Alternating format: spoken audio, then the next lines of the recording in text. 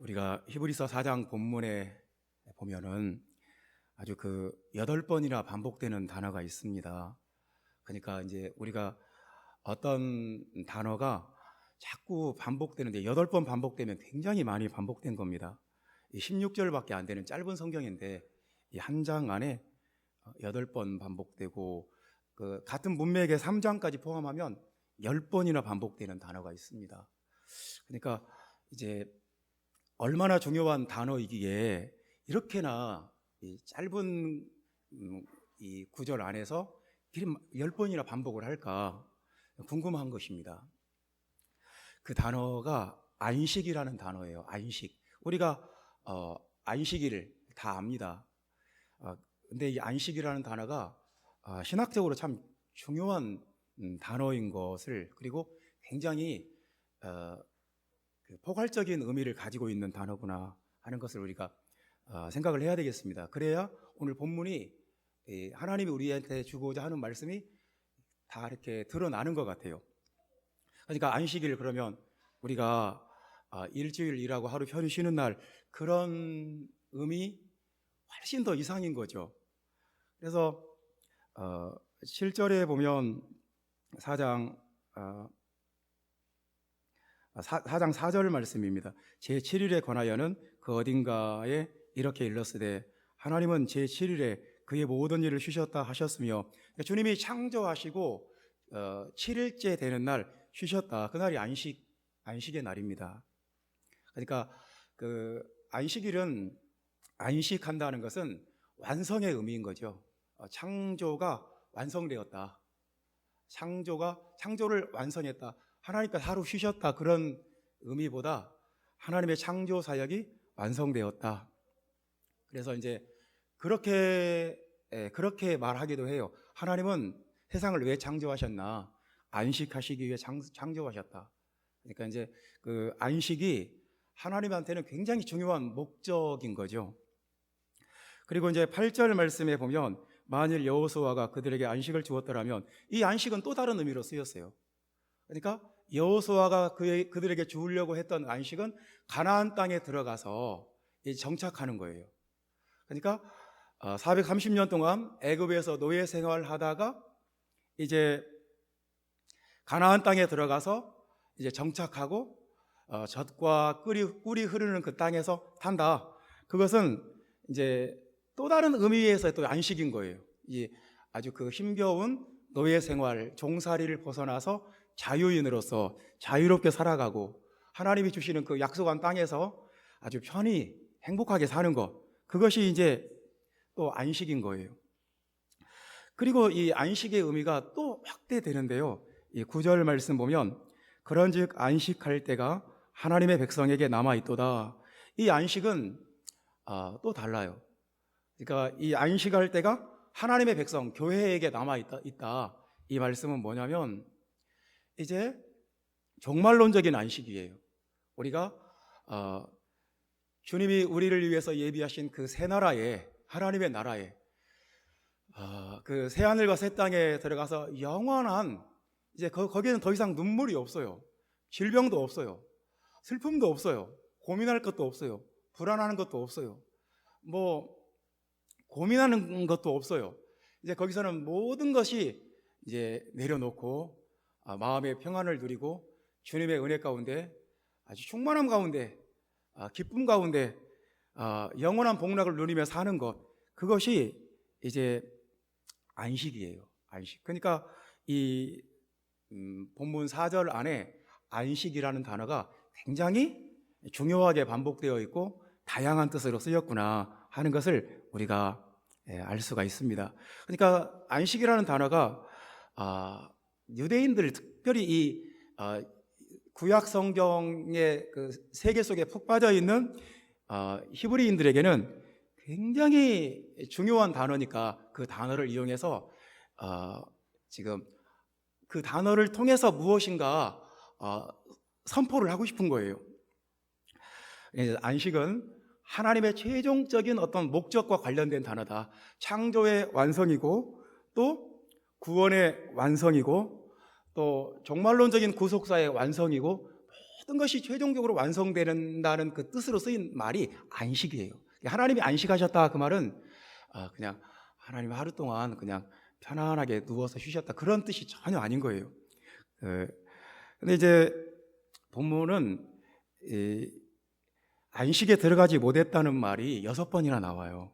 안식에 들어가지 못했다. 이제 하나님의 의도는 그들을 안식 가운데 들어가게 하는 것이었는데 안식에 들어가지 못했다. 그 말은 이제 하나님의 의도와 다른 결과가 되었다는 것입니다. 3장에도 11절과 18절에 안식에 들어가지 못했다는 말이 나오고 4장에도 3절, 5절, 6절, 8절에 그들은 결국 안식에 들어가지 못했다. 그러니까 심지어 이렇게 해석합니다.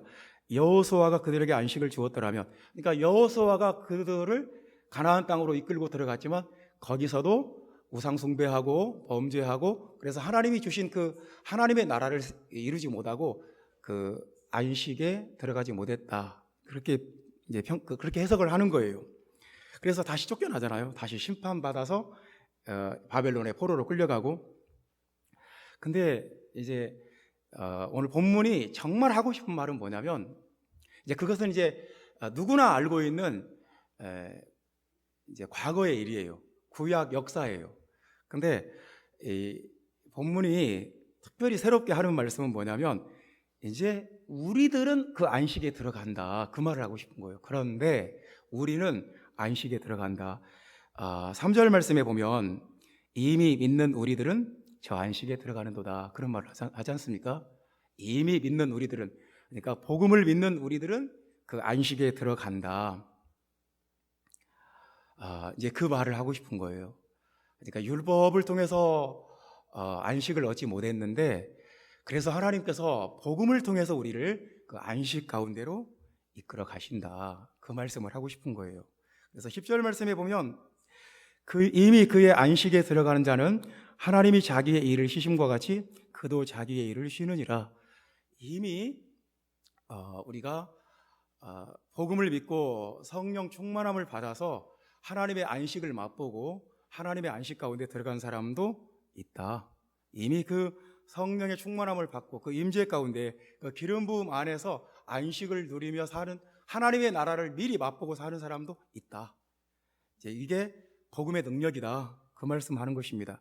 그리고 이제 11절 말씀에는 그러므로 우리가 저 안식에 들어가기를 힘쓸지니, 그렇게 말씀합니다. 그러니까 우리가 복음을 믿고 계속해서 기름 부음을 받고 하나님의 그 임재 속에 들어가기를 힘쓰자. 그 안에 어떤 안식이 있다. 그러니까 우리가 세상에 산다는 건 고민을 한다는 거고, 상처를 받는다는 거고, 스트레스를 받는다는 거고, 불안하다는 거고, 힘들다는 거잖아요. 그런데 이 세상에서 그런 세상에 살지만은 우리의 몸과 마음은 하나님의 그 안식 가운데, 하나님의 안식을 16절에는 은혜의 보좌라고 또 더 구체적으로 설명했어요. 그 하나님의 은혜가 충만한 가운데, 그 임재가 충만한 가운데 들어갈 수 있다, 그렇게 말씀하는 거예요.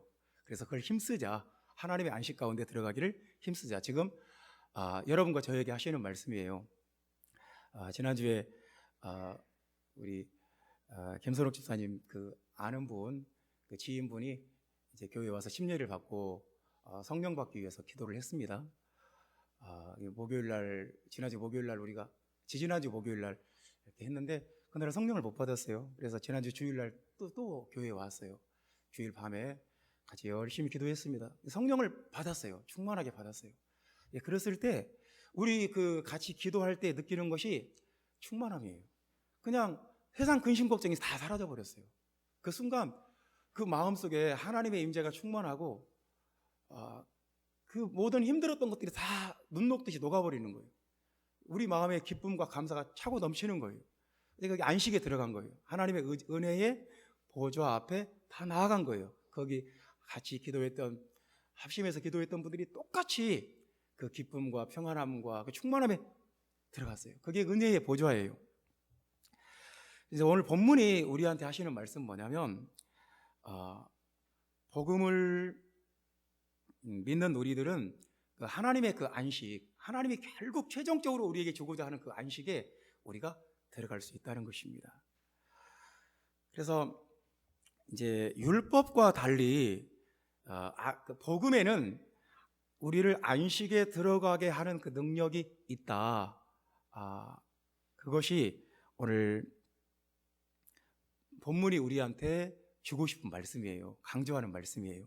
여러분 이것을 믿으시면 아멘 합시다. 복음은 달라요.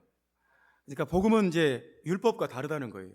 그래서 복음 안에 어떤 능력이 있길래 율법은 못한 일을 복음은 가능하게 하는가? 복음이 율법과 어떤 다른 점이 있는가에 대해서 오늘 12절과 13절에 말씀을 한 거예요.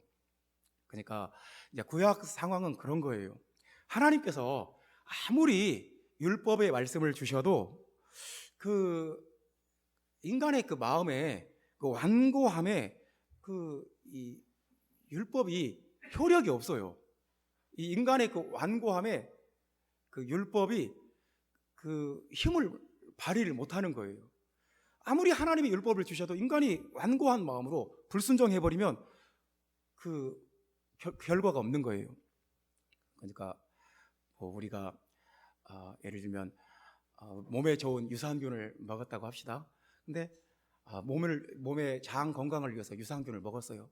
근데 우리 위에 들어가서 위 안에 막 유액이 많잖아요. 염산 성분이 많아서 이 유산균을 다 죽이는 거예요. 그래서 장까지 못 내려가는 거예요. 유익이 없어요. 그런 것처럼 우리가 하나님이 아무리 율법을 주셔도 구약 때는 그랬어요. 인간의 마음이 워낙 완고하고 완악하니까 그 말씀의 능력이 안 나타나는 거예요. 율법 자체의 문제가 아니라 인간의 완고함이 문제예요. 그래서 너희 마음을 완고하게 하지 말라. 그 말씀을 구약은 계속 강조하는 거예요. 너희 마음을 완고하게 하지 마라. 하나님의 말씀을 주시면 겸손한 마음으로 하나님을 경외하는 마음으로 받아들여라. 절대로 마음을 완고하게 하지 마라. 왜냐하면 인간의 완고함 때문에 하나님의 말씀이 그 율법의 말씀이 효력이 안 나타나는 거니까요. 그래서 이제 그 12절 말씀은 이제 갑자기 이렇게 시작합니다. 하나님의 말씀은 그렇게 시작해요. 이제 하나님의 말씀 이 단어 먼저 우리가 좀 생각을 해야 되겠습니다. 특별한 단어예요, 여러분. 하나님의 말씀은 이 신약 성경에서 굉장히 특별하게 쓰인 단어예요. 그러니까 하나님의 말씀이라는 단어가 제일 많이 쓰인 성경이 어디냐면 사도행전이에요. 사도행전. 그러니까 사도행전에서는 16번 쓰였고요. 그러니까 우리가 생각할 때 사도행전에서는 복음이라는 단어가 제일 많이 써야 될 것 같아요. 복음이라는 단어. 그런데 복음이라는 단어가 11번 쓰이고 하나님의 말씀이라는 단어는 16번 쓰였어요. 그리고 사도행전에서 복음이라는 단어는 그냥 동사형이에요. 전도를 했다, 복음을 전했다, 동사형으로 쓰였고 명사로 쓰일 때는 하나님의 말씀이에요. 그러니까 사도들이 전하는 율법과 다른 모세가 전했던 율법과 달리 사도들이 전한 특별한 말씀이 하나님의 말씀이에요. 그래서 사도행전에서는 사도들의 가르침을 하나님의 말씀이라고 이건 하나님이 주신 특별한 말씀이다. 그래서 구약의 율법과 구별되는 말씀으로 하나님의 말씀 이렇게 표현을 합니다. 그러니까 우리가 신약 성경에서 그러니까 특별히 이제 복음이라는 단어가 사도 바울이 이방인들에게 복음을 전할 때는 이제 명사형으로 쓰여요. 복음, 유앙겔리온 그렇게 쓰이는데 사도행전 맥락에서는 명사로 쓰일 때는 다 하나님 말씀이에요. 그리스도의 말씀, 은혜의 말씀, 구원의 말씀 그렇게 나와요. 그리고 그러니까 유대인들은 복음이라는 그 헬라어보다 하나님의 말씀 이런 히브리식 표현을 더 좋아했던 것 같아요. 그래서 이제 하나님의 말씀은 그러면 복음은 그렇게 해석하는 것이 정확해요. 복음은 율법과 달리 첫 번째 말씀입니다. 율법과 구별되는 복음의 능력. 첫 번째는 뭐냐면 복음은, 하나님의 말씀은 살았고 활력이 있어입니다. 활력이 있어. 우리 12절 말씀 다시 한번 다 같이 읽어봅시다. 하나님의 말씀은 살아있고 활력이 있어 좌우의 날선 어떤 검보다도 예리하여 혼과 영과 및 관절과 골수를 찔러 쪼개기까지 하며 또 마음의 생각과 뜻을 판단하나니. 오늘 3번 읽을 건데요. 살아있고 활력이 있다는 거예요. 복음은, 하나님의 말씀은 살아있고 활력이 있다. 그러니까 율법과 다른 점이, 율법은 그냥 이렇게 피동적으로 따르면 돼요. 예를 들어서 율법에 되새김질을 하지 않는 짐승의 고기는 먹지 마라. 그럼 안 먹으면 돼요. 소는 되새김질을 하고 양은 되새김질을 하지만 돼지는 발굽은 갈라져 있지만 되새김질을 하지 않는다. 그러므로 먹지 마라. 불결하다. 위생적이지 않다. 그러면 안 먹으면 돼요. 그리고 안식일을 지켜라. 그러면 안식일을 지키면 돼요. 구약은 그냥 듣고 하라, 하지 마라. 구약은 거의 650 몇 개의 율법인데요. 하지 말라는 게 300 몇 가지고 하라는 게 200 몇 가지예요. 그러니까 하지 말라는 게 더 많아요. 그냥 하지 말라면 안 하면 되고 해라 그러면 하면 돼요. 근데 복음은 달라요. 복음은 살아있고 역사하는 말씀이다.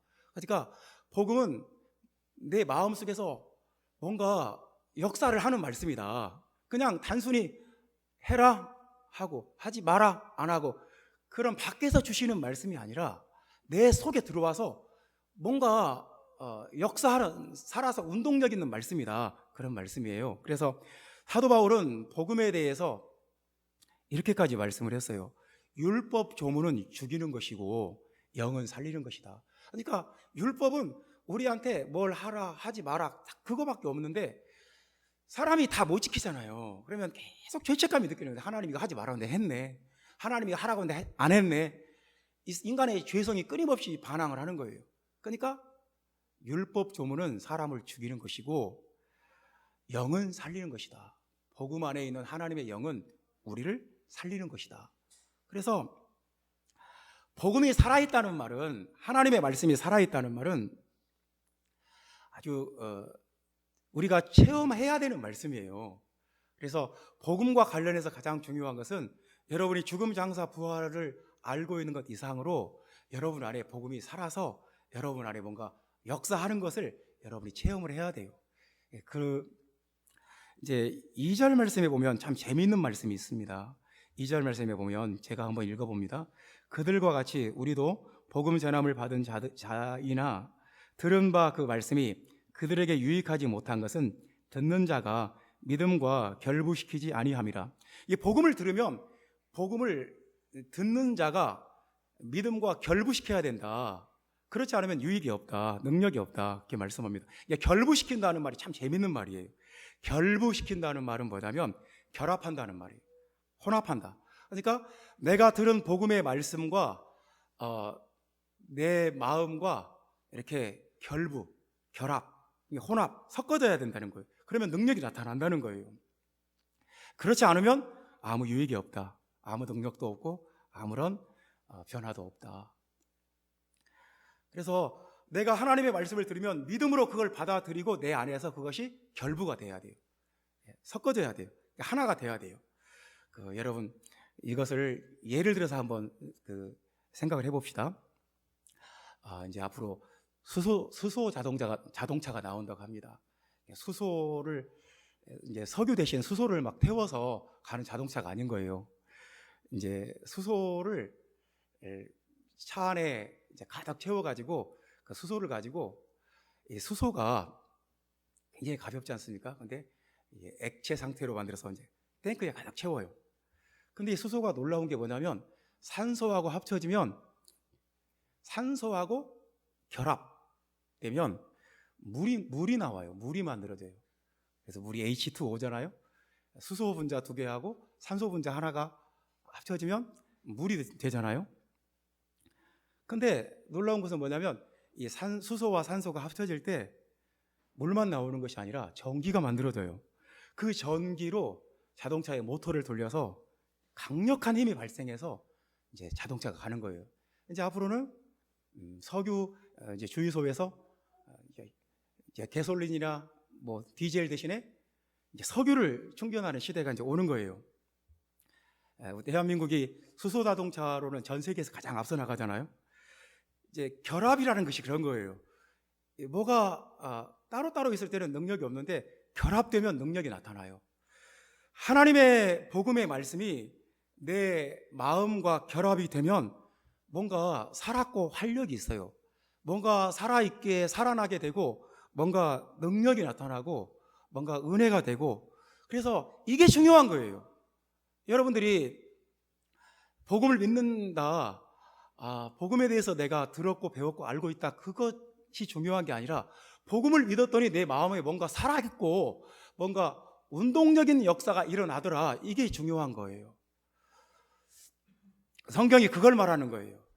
복음을 믿을 때 우리 마음속에 어떤 변화가 일어났는가, 어떤 살아있는 역사가 있었는가, 복음을 믿을 때 지금 우리 마음속에 복음의 능력과 역사가 살아서 운동력이 있는가, 그걸 성경이 우리한테 물어보는 거예요.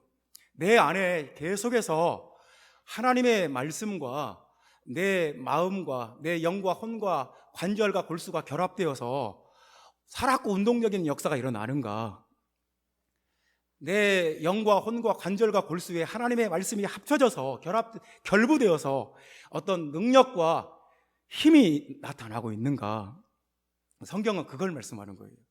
그러니까 세상 모든 종교와 도덕과 윤리와 사상과 좋은 가르침들이 있어요. 아주 훌륭한 가르침들, 철학들. 근데 이거예요. 무엇은 옳고 무엇은 그르다, 무엇은 선한 것이고 무엇은 악한 것이다, 무엇은 좋은 것이고 무엇은 나쁜 것이다, 이것은 유익한 것이고 이것은 해로운 것이다, 거기까지는 가르쳐요. 근데 그걸 알면 뭐예요? 인간의 마음속에 그 완고함과 완악함으로 인해서 그걸 행할 능력이 없어요. 몰라서 죄를 짓는 게 아니잖아요. 알고도 죄를 짓잖아요. 그래서 우리에게 필요한 것은 복음이에요. 왜냐하면 복음은 살았고 활력이 있어요. 운동력이 있어요. 복음은 사람의 마음속에 가만히 있게 하지를 못해요. 복음이 들어가면 사람이 가만히 있을 수가 없어요. 역사하는 말씀이에요. 능력을 줘요. 지금 이 복음이 내 안에 살아있는가, 이 복음이 내 안에 결합되어서 능력이 나타나고 있는가, 성경은 그런 것에 주목해요. 그런 것에 대해서 질문을 해요. 복음이 내 안에서 살아서 역사하는가? 율법과 복음이 뭐가 다르냐? 율법은 죽이는 것이요, 영은 살리는 것이다. 복음은 우리를 살려요. 복음은 성령의 그 말로만 전파되는 것이 아니라 성령의 능력과 함께 들어가기 때문에 그래요. 형제자매 여러분, 우리 안에 복음이 날마다 살아서 활력 있는 말씀이 되기를 주님의 이름으로 축원합니다. 두 번째 말씀입니다. 율법과 다른 복음은 어떻게 우리를 안식으로 들어가게 하는가? 율법과 복음이 뭐가 다른가? 복음은 찔러 쪼개는 말씀이다, 그 말씀입니다. 복음은 예리한 칼과 같아서 찔러 쪼갠다. 12절 말씀에 보면 좌우의 날선 어떤 검보다도 예리하여 혼과 영과 및 관절과 골수를 찔러 쪼개기까지 하며, 찔러 쪼갠다고 말씀합니다. 이제 사람의 몸에는 이상하게 자기도 모르는 사이에 그 암세포가 생길 수가 있어요.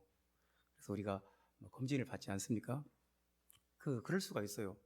그래서 이 암세포가 발생을 하고, 또 이게 이제 어떤 1, 2년 지나면 어떤 이제 종양으로 딱 몸 안에 자리를 잡아버려요. 그러니까 이제 내 몸에 가장 약한 부위에 뭐 위에도 자리 잡을 수 있고 피부에 자리 잡을 수도 있고 뭐 근육에 아니면 골수에도 혈액 안에도 뭐 뇌에도 어떤 부위에든지 그냥 이 몸 안에서 가장 취약한 부위가 어딘가 찾아서 거기에 딱 자리를 잡아버려요. 그리고 더 큰 문제는 그 자리 잡고 가만히 있는 게 아니에요. 다른 장기로 계속 이걸 이제 전파를 시켜요. 전이를 만들어요. 사람이 죽어요. 결국은 가장 많은 사망 원인입니다. 근데 사람의 몸에만 그런 일이 있는 게 아니에요.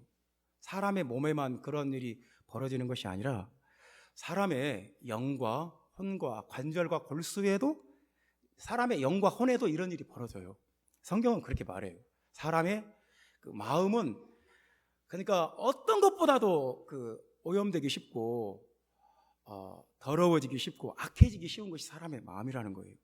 그래서 사람의 그 몸뿐만 아니라 혼과 영에도 그 악한 것들이 딱 자리를 잡아버릴 수가 있어요. 악한 마음이 생겨요. 약한 마음이 딱 자리를 잡아버려요. 성경은 사람의 마음속에 어떤 악한 것들이 딱 종양처럼 딱 자리를 잡아버리면 그것을 이제 영적인 표현으로, 성경적인 표현으로 뭐라고 하냐면 견고한 진, 그래요. 딱 그 어떤 견고한 진을 만들어 버려요. 그리고 이 견고한 진이 자꾸 퍼져나가요. 그 사람의 인격과 그 사람의 신앙과 그 사람의 생각과 그 사람의 감정을 다 오염시켜 버려요. 이 견고한 진에 대해서 고린도후서 10장에는 세 가지로 이제 설명을 합니다. 어떤 모든 이론, 그러니까 견고한 진이 마음속에 생기면 하나님을 대적하는 그 완고한 마음이 이론적으로 체계화가 돼버려요. 그러니까 하나님을 대적하는 사람들이 말을 들으면 그냥 논리적으로 딱딱딱 맞아 떨어진다니까요. 어찌나 그렇게 체계화가 되어 있는지 견고한 진이 마음속에 딱 생긴 거예요. 그리고 대적하여 높아진 것, 하나님을 대적해서 높아졌다, 그것이 이제 견고한 진이라는 거예요. 그리고 모든 생각 속에 어떤 견고한 진이 자리를 잡아요. 그러니까 이렇게 생각을 하면 안 돼요. 사람의 마음속에 견고한 진이, 흑암의 권세가 견고한 진을 만든다. 우리 몸 안에 암덩어리가 생겼다가 똑같은 거예요. 이제 복음은 뭐가 다르냐면 우리 안에 혼과 영 안에 암덩어리 같은 어떤 그런 견고한 신이 발생을 하면 그걸 가만두질 않아요. 그 예리한 칼로 찔러 쪼개버려요. 얼마나 예리한지 그 칼로 찔러서 쪼개지지 않는 것이 없어요. 그 우리 마음속에 견고한 진이 생기면 하나님의 그 복음의 말씀이, 하나님의 말씀이 그냥 뿌리부터 찌르고 쪼개서 그냥 소멸시켜버려요. 그러니까 율법은 그것이 찔러 쪼개는 능력이 없어요. 율법은 계속 선포하는 거죠. 순종해라, 우상숭배하지 마라, 완고하게 되지 마라. 모세의 율법을 통해서 말씀하고, 또 율법을 잘 안 읽고 그러니까 또 선지자들을 보내서 선지자를 통해서 그러면 심판받는다. 계속 그렇게 하면, 그렇게 완고하고 불순종하고 그렇게 하나님 대적하고 너희들 마음대로 살면 하나님께 심판받는다, 계속 선포하는 거예요. 그래도 완고해져 버렸어요. 그래서 결국 심판을 받아요. 근데 복음은 놀랍게도 찔러 쪼개는 예리한 수술용 메스와 같은 칼이에요. 그래서 요한계시록 2장 23절 말씀 보면 모든 교회가 나는 사람의 뜻과 마음을 살피는 자인 줄 알지어다. 이걸 좀 성령이 이렇게 말씀하는 거예요. 모든 교회가 나는 사람의 뜻과 마음을 살피는 자인 줄 알지어다. 주님은 계속 우리 마음을 살펴요. 그래서 어떤 악한 생각이 자리 잡았는가, 어떤 고집이, 어떤 쓸데없는 생각이 자리를 잡고 있는가 계속 우리 혼과 영과 관절과 골수를 계속 스캔을 해요. 그래서 찔러 쪼개요. 그러니까 복음을 믿는다는 것은 이런 거예요. 복음을 믿으면 계속해서 내 속에 악한 것이 자라나지 않도록 하나님의 성령이 그 예수 그리스도 입에서 나오는 그 날카로운 칼로 계속 찔러 쪼개는 역사가 있어요. 이제 우리가 두 가지입니다. 하나님의 성령이 나를 계속 찔러 쪼개는 역사가 있는 사람은 마음에 찔림을 받아요. 내가 이렇게 살면 안 되겠구나. 이런 것은 하나님 앞에 옳지 않구나. 내가 이 습관을 버려야 되겠구나. 내가 이런 생각과 이런 고집을 끊어야 되겠구나. 이건 하나님이 싫어하시는 거구나. 마음에 찔림을 받아요. 설교를 듣다가도 찔림을 받고, 성경을 읽다가도 찔림을 받고, 하나님의 감동으로 계속 찔림을 받아요. 양심의 가책과 찔림이 와요. 그럼 회개하면 돼요. 그래서 계속 회개하고, 주님 이것을 찔러 쪼개어 주시옵소서. 내 마음속에 내가 남을 미워하는 마음이 있습니다. 이걸 찔러 쪼개어 주시옵소서. 내가 원한을 풀지 않고 있습니다. 이것을 찔러 쪼개어 주시옵소서. 내 마음속에 탐심이 자리 잡았습니다. 돈에 대한 욕심이 내 마음속에 생겼습니다. 찔러 쪼개어 주시옵소서. 계속해서 주님이 찔러 쪼개는 역사가 있는 거예요. 이게 예수를 믿으면 자꾸 좋아져요. 그 영이 날로 새로워져요. 형제자매 여러분, 이게 복음을 믿는 거예요. 예수를 믿는데도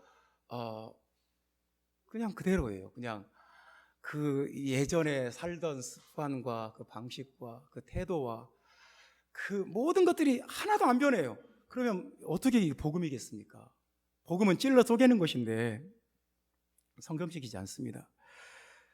복음을 믿으면 계속해서 찔러 쪼개는 역사가 있어요. 그래서 하나님 앞에 계속 회개하게 돼요. 하나님, 이거 내가 잘못했습니다. 내가 이거 틀렸습니다. 통회하고 자복하는 심령이 저절로 생겨요. 성령이 오늘 본문은 우리에게 질문을 하는 거죠. 여러분 안에 하나님의 말씀이 찔러 쪼개는 역사가 있는가? 복음이 여러분 안에서 찔러 쪼개고 있는가? 여러분 안에 상하고 통회하는 심령이 있는가? 여러분 안에 양심의 가책과 성령의 지적하시는 역사가 있는가? 그걸 오늘 본문 우리에게 질문을 하시는 거예요. 여러분 안에, 저와 여러분 안에 좌우의 날선 검으로 찔러 쪼개는 역사가 일어나게 되기를 예수님의 이름으로 축원합니다.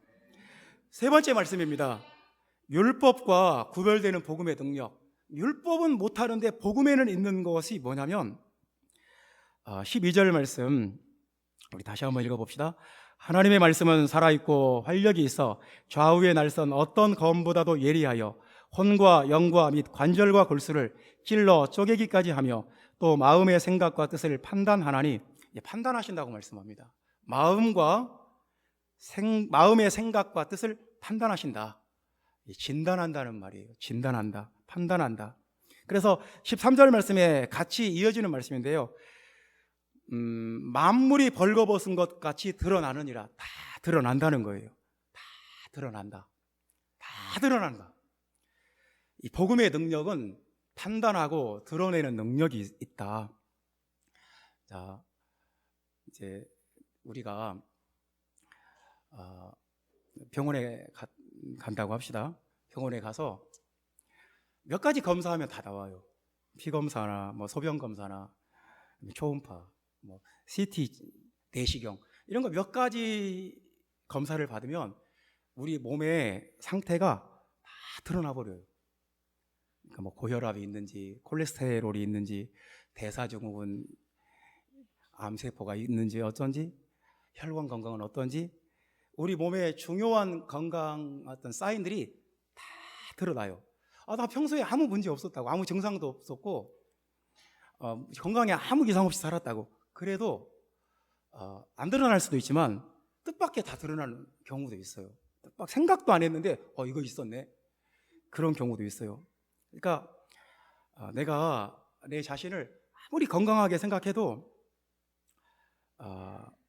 또 내 건강에 대해서 과신을 해도 객관적인 수치가 나오면 할 말이 없어요. 왜냐하면 그 객관적인 수치는 거짓말을 안 해요. 그래서 우리가 의사 선생님 앞에 가면 꼼짝을 못 해요. 거기서 이게 문제가 있다면 문제가 있는 거예요. 그러니까 앞으로 이런 치료가 필요하다. 그게 맞는 거예요. 거기에 대해서 이의를 제기할 수가 없어요. 우리 인간의 고질적인 문제가 뭐냐면 자신에 대해서 좀 생각보다 과신한다는 거예요. 그러니까 대부분의 남자들은, 여자분들은 그렇지 않대요. 대부분의 남자들은 자기가 잘생겼다고 생각한대요. 그러니까 남들이 생각하는 것보다, 객관적인 것보다 자기 주관적인 그 생각이 훨씬, 나는 잘생겼어, 나는 괜찮아, 이 정도면 나는 멋있어, 이렇게 착각을 한다는 거죠. 근데 사람이 자신의 영적인 상태에 대해서, 도덕적인 상태에 대해서, 육체적인 상태에 대해서 문제를 직시하지 못하는 경우가 많다는 거예요. 그러니까 하나님이 보시기엔 그렇지 않은데 자기 스스로 나는 괜찮아, 나는 이 정도면 나쁘지 않아, 나는 평균 이상이야, 나는 이 정도면 믿으면 괜찮아, 자기를 의롭다, 자기를 옳다, 나는 선하다. 그러니까 자기 자신에 대해서 어떤 착각을 하기가 참 쉽다는 거예요. 사람이 그래요. 그래서 이런 성향이 사람에게 있어요. 그래서 내가 하는 건 다 괜찮고, 그러니까 이제 왜 사람이 이렇게 착각을 하냐면, 내가 하는 건 다 괜찮아요, 남이 하면 문제가 돼요. 내가 했던 것을 남이 하면 안 되는 거예요. 그래서 이제 얼마나 이것이 심각한 문제인지 이것과 관련된 단어가 나왔어요. 내로남불. 내가 하면 괜찮아요, 그럴 수 있어요. 남이 하면 이건 말도 안 되는 거예요. 이런 그 편향된 성향들이 사람에게는 있어요. 그러니까 성경에도 그것을 지적을 해요. 내 눈에는 들보가 있는데 다른 사람의 눈에 티가 있으면 그걸 못 견뎌요.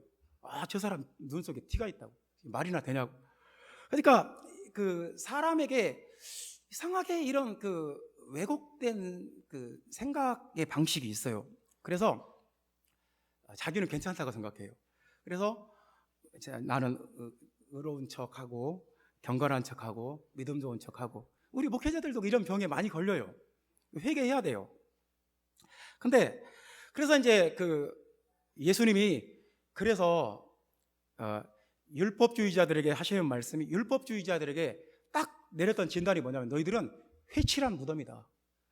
아주 그냥 그 속에는 사람의 죽은 시체로 인해서 아주 구더기가 바글바글한데 그 겉면은 시멘트로, 하얀색 시멘트로 싹 깨끗이 발라버린 거예요. 그러니까 겉보기에는 깔끔하고 깨끗한데 속에는 사람의 그 죽은 시체가 가득한 거예요. 이게 사람이 이렇게 되기가 참 쉬워요. 내 겉모습이 그럴싸하면 속도 그런 줄 알아요. 그 사람이 겉으로만 누가 내 속마음을 알겠냐? 아무도 모른다. 사람들은 내 겉모습만 본다. 근데 이게 율법 시대에는 이게 통했어요. 그래서 바리새인들이 회칠한 무덤같이 아주 외식하는 삶의 태도를 갖고 살아도 다 인정해 줬어요. 저분들은 훌륭한 분들이구나. 근데 예수님은 그것을 예수님 앞에 가면 다 드러나 버리는 거예요. 그러니까 복음 앞에 가면 우리 마음의 생각과 뜻이 복음 앞에 가면 다 판단이 되어버려요. 내가 어떤 사람인지 복음은 내 겉모습 이상으로 속마음까지 다 꿰뚫어 봐요. 그래서 내가 어떤 사람인지 다 드러내버려요. 벌거벗은 것 같이 드러나버려요. 율법은 그게 안 돼요. 그냥 저 사람이 율법을 철저히 지키고 있거나 그럼 그게 훌륭한 사람인 거예요. 그 사람이 대단한 거예요. 그 사람이 최고인 거예요. 근데 복음은 겉모습만 보지 않아요. 이 겉으로 드러나지 않은 것까지 다 판단하고 다 드러내버려요. 그래서 이제 초대교회에서 아주 가장 처음으로 발생한 사건이 뭐냐면 사도행전 5장에 아나니아와 삽비라가 일어나는데요. 교회 가서 은혜를 받았어요. 성령을 충만히 받았어요. 감동이 와서 우리 재산을 팔아서 교회에 바치자.